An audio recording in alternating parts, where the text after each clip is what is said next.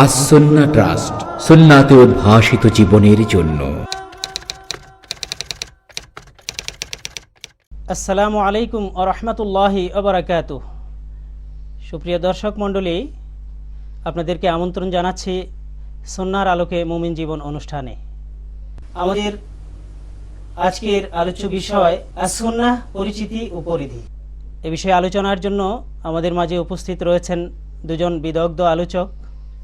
আমার ডান পাশে রয়েছেন ইসলামী বিশ্ববিদ্যালয়ের আল হাদিস অ্যান্ড ইসলামিক স্টাডিজ বিভাগের সহযোগী অধ্যাপক ডক্টর খন্দকার আনমু আবদুল্লাহ জাহাঙ্গীর। আসসালামু আলাইকুম ওয়া রাহমাতুল্লাহি ওয়া বারাকাতুহু। আমার বাম পাশে রয়েছেন বিশিষ্ট দ্বীন গবেষক, প্রখ্যাত আলেমে দ্বীন মুফতি সাঈদ আহমদ মুজাদ্দিদি, মুফতি দরবারে ফুরফুরা এবং মুহাদ্দিস জামিয়া কাসেমিয়া। আসসালামু আলাইকুম ওয়া রাহমাতুল্লাহি ওয়া বারাকাতুহু। আমাদের আজকের আলোচ্য বিষয় আস-সুন্নাহ, পরিচিতি ও পরিধি। সুতরাং আপনি দর্শকদের সামনে সুন্নাহর পরিচিতি তুলে ধরার জন্য বিনীত অনুরোধ জানাচ্ছি। আস-সুন্নাহ শব্দটার আবিধানিক অর্থ হলো রীতি, ছবি, প্রতিচ্ছবি ইত্যাদি। আমরা সাধারণভাবে সবাই বুঝি যে সুন্নাহ বলতে সুন্নাতে নববীকে বোঝানো হয়, রাসূল পাক সাল্লাল্লাহু আলাইহি ওয়াসাল্লামের রীতিনীতিকে বোঝানো হয়, যা করলে সওয়াব রয়েছে এই ধরনের আমলগুলোকে সুন্নাত বলা হয়। রাসূল পাক সাল্লাল্লাহু আলাইহি ওয়াসাল্লামের হাদিস শরীফে সাহাবায়ে কেরামের আলোচনায়, কথাবার্তায় আমরা দেখি যে সুন্নতটা ব্যাপক অর্থে ব্যবহৃত হয়েছে। ফরজ, ওয়াজিব, সুন্নত, নফল, মুস্তাহাব, জীবনের প্রতিটি কাজ রাসূল পাক সাল্লাল্লাহু আলাইহি ওয়াসাল্লামের পদ্ধতিতে করা, তিনি যেটা করেছেন সেটা করা, যেটা না করেছেন না করা, এটাকেই তারা সুন্নাত বুঝেছেন। আর এজন্যই এটি সাহাবায়ে কেরামের আমলে এই সুন্নতকে এইভাবেই বোঝা হতো। জি, তো আলহামদুলিল্লাহ, আমরা আসছি আবারও আপনার কাছে। আমরা জানতে চাইবো মুফতি সাঈদ আহমদ মুজাদ্দিদি সাহেবের কাছে, মুহতারাম, সুন্নাহ মানে জীবনের সকল ক্ষেত্রে রাসূলুল্লাহ সাল্লাল্লাহু আলাইহি ওয়াসাল্লামের পদ্ধতিকে অনুকরণ করাই হলো সুন্নাহ। এই বিষয়ে কিছু উদাহরণ সহ আপনার কাছে বিষয়টি আরো পরিষ্কার করলাম। আস-সুন্নাহ বলতে আমরা কোরআন ও সুন্নাহর ভাষা যেভাবে পেয়েছি, কোরআনে হাকিমের ভাষায় আল্লাহ রাব্বুল আলামিন উল্লেখ করেছেন, যেমন আছে ওয়ালাং তাজিদা লিসুন্নাতিল্লাহি তাবদীলা। এখানে সুন্নত বলতে বোঝানো হয়েছে আল্লাহ তাআলার অমোঘ নিয়ম, যে নিয়মে তিনি এই পৃথিবী সৃষ্টি জগৎ পরিচালনা করেন। আবার হাদিসের ভাষায় রাসূলুল্লাহ যেভাবে বলেছেন, এভাবে আমরা বুঝি এটা সামগ্রিক জীবন আদর্শ। রাসূলুল্লাহ সাল্লাল্লাহু আলাইহি ওয়াসাল্লামের সামগ্রিক জীবন আদর্শ তিনি সুন্নাহ বলতে চেয়েছেন। আবার আমাদের ফোকাহারা, ইসলামী আইনবেত্তাগণ আমলের সুবিধার্থে ইবাদতের একটা পর্যায়কে ওনারা সুন্নত বলেছেন। যেমন ফরজ, ওয়াজিবের পরবর্তী স্থানে যে ইবাদতগুলো আছে ওনারা এগুলি সুন্নত মনে করেন। এটাও আমলের সুবিধার্থে ইবাদতের স্তর বুঝাবার জন্য ওনারা করেছেন। কিন্তু ওনারাও এটা বুঝেছেন যে আসলে রাসূলুল্লাহ সাল্লাল্লাহু আলাইহি ওয়াসাল্লামের সার্বিক জীবন ব্যবস্থা, যেটাকে আমি অন্য ভাষায় ইসলামী শরীয়ত বলি, এটাই সুন্নাত এই হাদিসের ভাষায়। তো আসলে রাসূলুল্লাহ সাল্লাল্লাহু আলাইহি ওয়াসাল্লামের জীবনের সার্বিক ভাষা সুন্নাত বলা হয়, এটার জন্য বহু উদাহরণ হাদিস শরীফে আছে। যেমন নজর মান্নত করলে এটা আদায় করাটা ওয়াজিব হয়ে যায়, কোরআন হাকিমের দলিল দ্বারা। যেমন আল্লাহ বলছেন ওয়ালিউফু নুযুরাহুম, তাদের উচিত তারা যা মান্নত করবে এটা তারা পুরা করে। তো এটা ওয়াজিব, ফুকাহারা ওয়াজিব বলেছেন। হযরত কিন্তু প্রমাণিত হলো সুন্নাহ দিয়ে, যে সুন্নাহ দিয়ে। যেমন হযরত উবাদা ইবনে সামিত রাদিয়াল্লাহু তাআলা আনহু এসে আল্লাহ রাসূলকে বলেন, ইয়া রাসূলুল্লাহ, আমার মায়ের একটা নজর ছিল, মান্নত ছিল, তিনি তো মারা গেছেন আদায় করার আগে, এখন আমি কি তার পক্ষ থেকে আদায় করলে আদায় হবে? আল্লাহ রাসূল তাকে বললেন, হ্যাঁ, তোমার মাফ করে আদায় করো। তখন তিনি এটা আদায় করলেন। আদায় করার পরে এখন হাদিস শরীফে আছে ফাকানা সুন্নাতান বাদু, তার মানে এর পর থেকে এটা সুন্নত হিসাবে জারি হয়ে গেছে। তার মানে একটা নিয়ম হিসাবে জারি হয়েছে, বিধান হিসাবে জারি হয়েছে। এখানে একটা ওয়াজিবকে সুন্নত বলা হয়েছে। তারপরে যেমন জানাকারকে সঙ্গে সার করা, এটা ফরজ, আল্লাহ বলছেন সঙ্গে সার করতে ফরজ। কিন্তু হযরত আলী রাদিয়াল্লাহু আনহু বলেন, ইন্নার রাজমা সুন্নাতুন সান্নাহা রাসূলুল্লাহ সাল্লাল্লাহু আলাইহি ওয়াসাল্লাম। এখানে এটা যখন তরজমা করে এইভাবে হবে যে রজম করা, জানাকার বিবাহিত পুরুষ বা নারী যদি জানা করে তাদেরকে সঙ্গে সার করা, পাথর নিক্ষেপ করা, এটা ফরজ। কিন্তু হযরত আলী রাদিয়াল্লাহু আনহু বলছেন ইন্না রাজমা সুন্নাতুন সান্নাহা রাসূলুল্লাহ সাল্লাল্লাহু আলাইহি ওয়াসাল্লাম, যে পাথর নিক্ষেপ করা জানা কারকে, এটা একটা বিধান। এখানে বিধান অর্থ বলা হয়েছে, এটা একটা রীতি বিধান, শরীয়তের ফরজ, যেটা রাসূলুল্লাহ সাল্লাল্লাহু আলাইহি ওয়াসাল্লাম নিয়ম হিসেবে জারি করেছেন। এখানে আমার একটা ফরজকে হাদিসে পাঠায় সুন্নত বলা হয়েছে, কিন্তু এই সুন্নত মানে অবশ্যই ইবাদতের তৃতীয় পর্যায়ের সুন্নত নয়, এটা একটা বিধান। তাহলে একটা বিধানকে সুন্নত বলা, ফরজ বিধানকে সুন্নত বলার পরিমাণ আমরা হাদিসে পাচ্ছি। এভাবে যাকাতকে রাসূলুল্লাহ সাল্লাল্লাহু আলাইহি ওয়াসাল্লাম বলেছেন সান্না রাসূলুল্লাহ যাকাত, মান সান্না সুন্নাতান হাসানাতান ফালাহু আজরুহা ওয়া আজরু মান আমালা বিহা। এখানে কোন নেক রীতি নেক কাজ জারি করলে সে পরবর্তী সময় যারাই আমল করবে তাদের সওয়াব পাবে, তার নিজের আমল সওয়াব হবে। আবার অমান সান্না সুন্নাতান সাইয়্যাতান ফাইলিহি ফিজরুহা ওয়া ফিজরু মান আমালা বিহা। এখানে একটা মন্দ রীতিনীতিকে জারি করলে সে যে জারি করে গুনাহগার হলো, পরবর্তী যারা আমল করবে তাদেরও গুনাহের ভাগে পড়বে। এই ধরনের কথাগুলো বুঝাবার জন্য সুন্নত ব্যবহার করা হয়েছে। এগুলো একটা মন্দ রীতি অর্থ সুন্নত ব্যবহার হয়েছে, হারাম কাজের রীতি চালু করার ব্যাপারে সুন্নত ব্যবহার হয়েছে, ফরজ কাজ জারি করার ব্যাপারে সুন্নত ব্যবহৃত হয়েছে। তারপরে আবার ইবাদতের তৃতীয় পারা এগুলো সুন্নতের আতবা বলা হয়েছে, এ ব্যাপারে হাদিস আছে। অর্থাৎ আমরা যদি সার্বিক আলোচনা করি তাহলে সুন্নত এমন একটা ব্যাপক অর্থে বলে প্রমাণিত হবে, গোটা ইসলামী জীবন ব্যবস্থাকে আমরা সুন্নত বলতে পারি। তাহলে এই অর্থে সুন্নাহ মানে ইসলামী জীবন ব্যবস্থা, এটা ফরজ, ওয়াজিব, সুন্নত, নফল, মুস্তাহাব সকল পর্যায়ে সুন্নাহ কথাটি ব্যবহৃত হতে পারে। সুতরাং সুনির্দিষ্ট একটি গণ্ডির মধ্যে এটা সীমাবদ্ধ নয়, বরং এটা পরিধি অত্যন্ত বিস্তৃত। তো ধন্যবাদ। আমরা আবারও আসবো আপনার কাছে। এই পর্যায়ে আমরা ডক্টর আব্দুল্লাহ জাহাঙ্গীর স্যারের কাছে জানতে চাইবো যে রাসূলুল্লাহ সাল্লাল্লাহু আলাইহি ওয়াসাল্লাম যা করেছেন তা করা সুন্নাত, যা করেননি তা না করাও কি সুন্নাত? আলহামদুলিল্লাহ ওয়াসসালাতু ওয়াসসালামু আলা রাসূলিল্লাহ ওয়া বাদ।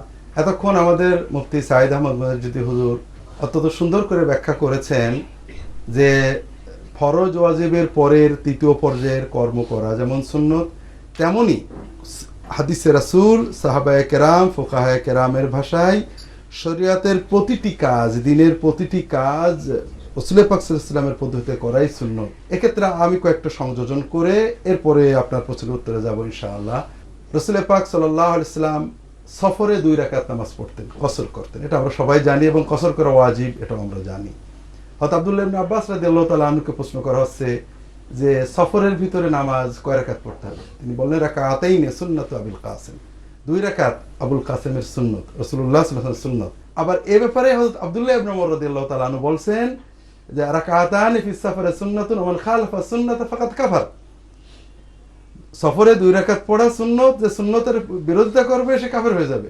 এখানে সুন্নত বলতে আমাদের তৃতীয় ক্যাটাগরির সুন্নত নয়, রাসূল পাক সাল্লাল্লাহু আলাইহি ওয়াসাল্লামের রীতি, ফরজ, বিধিবদ্ধ, ওয়াজিব রীতি, এবং সুন্নতের ব্যতিক্রম করা অর্থ সুন্নতকে গ্রহণ না করা, সুন্নতের ব্যতিক্রম কোনো পদ্ধতিকে আরো উত্তম মনে করা।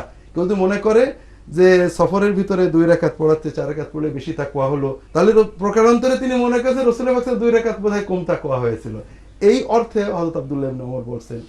আর প্রসিদ্ধ তাবেঈ মাকহুল, তিনি হযরত আয়েশা এবং অন্যান্য সাহাবীর ছাত্র ছিলেন, তিনি বলছেন এই অর্থেই আস-সুন্নাতু সুন্নাতান, সুন্নাতুন আল-আখযু বিহা ওয়াজিব ওয়া তারকুহা কুফর, ওয়া সুন্নাতুন আল-আখযু বিহা ফাযিলাতুন ওয়া তারকুহা ইলা গায়রি হারাজ। সুন্নত 2 প্রকার, একটা সুন্নত হলো যেটা গ্রহণ করা জরুরি, সেটা তরক করলে কুফরি হতে পারে। আর একটা সুন্নত হলো যেটা আমল করলে সওয়াব আছে, ছেড়ে দিলে গুনাহ নেই। কাজে সবগুলোই সুন্নত। রাসূল পাক সাল্লাল্লাহু আলাইহি ওয়াসাল্লামের রীতিতে কর্ম করা যেমন সুন্নত, তিনি যেটা বর্জন করেছেন সেটা বর্জন করাও সুন্নত। এ ব্যাপারে হাদিসে অগণিত বিষয় রয়েছে। সংক্ষিপ্ত পরিসরে আমরা একটা হাদিস আলোচনা করি। হযরত আব্দুল্লাহ ইবনে ওমর রাদিয়াল্লাহু তাআলা আনহু বলছেন যে আমি মাসে 30 দিন নফল রোজা রাখতাম এবং সারা রাত জেগেই তাহাজ্জুদ পড়তাম। আমার আব্বা আমাকে বিবাহ দিয়েছিলেন, আমি স্ত্রীর সাথে সময় দিতাম না। আমার আব্বা অভিযোগ করলেন রাসূল পাক সাল্লাল্লাহু আলাইহি ওয়াসাল্লামের কাছে। রাসূল পাক সাল্লাল্লাহু আলাইহি ওয়াসাল্লাম আমাকে ডেকে বললেন আতাসুমুদ দাহর, তুমি সারা বছর রোজা রাখো? আমি বললাম হ্যাঁ। রাসূল পাক সাল্লাল্লাহু আলাইহি ওয়াসাল্লাম বললেন সারা রাত জেগেই তাহাজ্জুদ পড়ো? আমি বললাম হ্যাঁ। রাসূল পাক সাল্লাল্লাহু আলাইহি ওয়াসাল্লাম বললেন ওয়ালাকিন্নী আসুমু ওয়া আনাম ওয়া আসুমু ওয়া উফতিরু ওয়া উসাল্লি ওয়া আনাম ওয়া আতাজাওয়াজুন নিসা ফামান রাগিবা আন সুন্নতি ফালাইসা মিন্নি ওয়া ইন্না লিকুল্লি আবিদিন শিররাহ ওয়া লিকুল্লি শিররাতিন ফাতরাহ ফামান কানাত ফাতরাতুহু ইলা সুন্নতি ফাকাদ হাদা ওমান কানাত ফাতরাতুহু ইলা বিদআতিন ফাকাদ হালাক আও কামা ক্বালা রাসূলুল্লাহ সাল্লাল্লাহু আলাইহি ওয়াসাল্লাম।